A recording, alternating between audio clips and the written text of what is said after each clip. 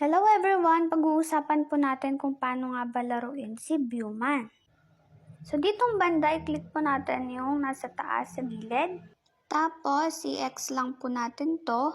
Then, tatapusin natin tong task na to. I-click lang po natin isa-isa. Pag ganyan po yung magpapakita, i-back lang po natin. Tapos, mag-open na naman po ng ibang box. Ganun lang po yung gagawin natin hanggang pwede na pong ma-claim. Click lang po natin yung I know. Tapos dito i-click natin yung pangalawa sa gilid. Gawin lang din natin tong task na to. Same lang din siya. Pero minsan pwedeng iba yung magpapakita, pwede ding same sila.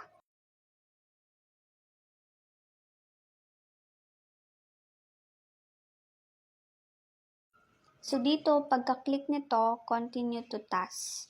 Kasi kailangan pang tapusin tong pangalawang task niya bago ma-claim. So same lang yung gagawin natin. Pag ganito naman yung magpapakita, it means natapos na natin yung task. So pwede na tayong mag-back. X lang, then I know.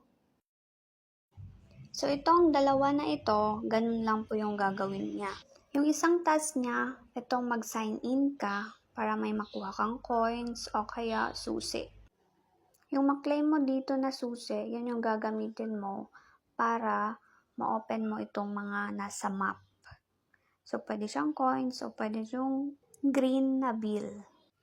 So, dito naman sa invitation code, para ma-claim mo yung 57, kailangan mong ilagay yung friends invite ID.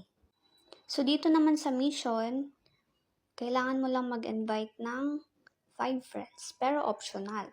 Tapos, yung download and play, ang gagawin lang, download now, panoorin yung ads na to, tapos pagkatapos i-download natin yung application. So, dahil meron na akong Lazada, nag-direct siya sa Lazada. So, ang gagawin ko lang, mag-claim voucher, o kaya mag-scroll lang kunwari. Tapos, magbaback na tayo. So, dito, i-click lang natin tong X. Tapos, magpapakita na yung timer. So, pagkatapos ng timer na yan, pwede natin ma-receive. Tapos, uulitin natin ulit para sa pangalawang beses. So, dito naman sa complete interactive task, maglalaro ka lang dyan hanggang sa ma-reach mo yung 2/5. 5/5 dapat. Tapos, itong every video, i-click mo lang yung to finish para manood ka ng video. Tatapusin mo lang yung ads and then claim ulit. Pagkatapos ng ads niyan, magpapakita yan. Tapos i-I know lang. Then, may timer ulit yan. Pagkatapos ng timer, manonood ka ulit ng ads hanggang matapos mo yung 5 times. So, dito naman sa cumulative videos, every time na may napapanood kang video sa pag-play mo, doon siya magdadagdag hanggang ma-reach mo yung 10 times. Tapos yung past the level, syempre maglalaro lang kayo dyan hanggang ma-reach nyo yung 10th level. And then yung online time, maglalaro-laro lang kayo dyan. Tapos ma-reach nyo na din yung 30.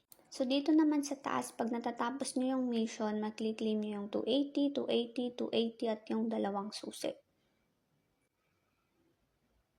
So, dito naman sa Agent Level 2, syempre kailangan natin mag-claim ng Alliance Contribution para mag-Level 1, Level 2, Level 3, Level 4, Level 5. Para makapag-ipon tayo ng Alliance Contribution, kailangan natin tapusin itong mga missions. Nakikita nyo yung 10, 20, 10, 5, 15 at 5. Yun yung Alliance Contribution. Tapos, ang equivalent ng pag-level up may 170, 110, 28, 230 at 280. Tapos dito sa today's contribution, kailangan natin ma-hit yung 120/120 para maka-receive tayo ng allowance or maka-receive tayo ng contributions na coins. So dito tayo sa reserve balance, ito yung naiipon kapag naglalaro tayo. Kailangan natin kasing makapag-ipon ng 2,700 contribution obtained in 5 days para ma-withdraw natin. So, pwede naman siyang gawin or pwedeng wag na lang. Kasi ang hirap i-hit naman yung 2,700 contribution. Pero kung kaya, sige, okay lang. Game, push nyo yan. So, dito, pwede tayo mag-withdraw through Lazada, GCash, at saka Paymaya. Yung 10K is equal to 10 pesos. Pero, mas maganda kapag Lazada ka na lang mag-withdraw, tapos ipunin mo sa Lazada, and then i-transfer mo sa GCash mo. Kapag GCash kasi yung gamit mo na pag-withdraw, meron siyang minimum na 200. So, mas maganda talaga sa Lazada na lang. Mag-download kayo ng Lazada nyo at doon kayo mag-withdraw. So, dito naman, ito yung winidraw ko kahapon. Ito yung winidraw ko sa Lazada. So, ayan. Yan yung proof na legit din tong laruin. So, ayan. Nakikita niyo naman, pwede na siyang i-receive kasi natapos na yung time niya. Tapos, gagawin ulit yung pangalawang beses.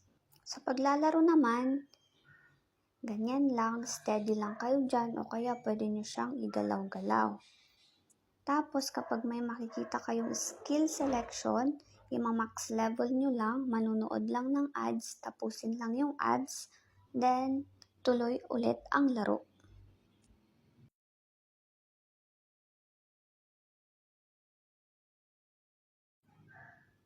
Kapag may nagpakitang ganyan, mamili lang kayo kung anong gusto nyong skill niya. Tapos, i-move nyo lang kung gusto nyo, pwede ding steady. Pero kapag yung boss na kasi yung kalaban nyo dito, kailangan hindi siya steady. Kailangan igalaw-galaw nyo siya hanggang sa mapatay nyo yung boss niya. So, parang pambatang laro lang. So, ayan, boss na. Move lang tayo. Ikot-ikutin lang natin yung boss hanggang sa mamatay. Yung level naman ng life niya nasa taas, nakikita naman po. So, dito, pwedeng next level na or kaya mag-home na lang kayo kung gusto nyo. So, dito naman, may 4 kayong times na manonood ng ads para magkaroon ng energy kapag naubos na yung energy. Tapos, meron siyang timer, pwedeng minutes, pwedeng hour, para magdagdag ng energy na gagamiting panlaro. So, dito naman, may kailangang i-hit na 850 para ma-withdraw natin. Hini-hit ko pa lang siya. Pwedeng Lazada, GCash, at Paymaya. So, dito naman, ito lang talaga yung madaling ma-withdraw kasi yung 10,000, pwede na siyang 10 pesos at yung 1,000, 1 pesos na yun. Tapos, once a day lang mag-withdraw. Sana naintindihan. Bye!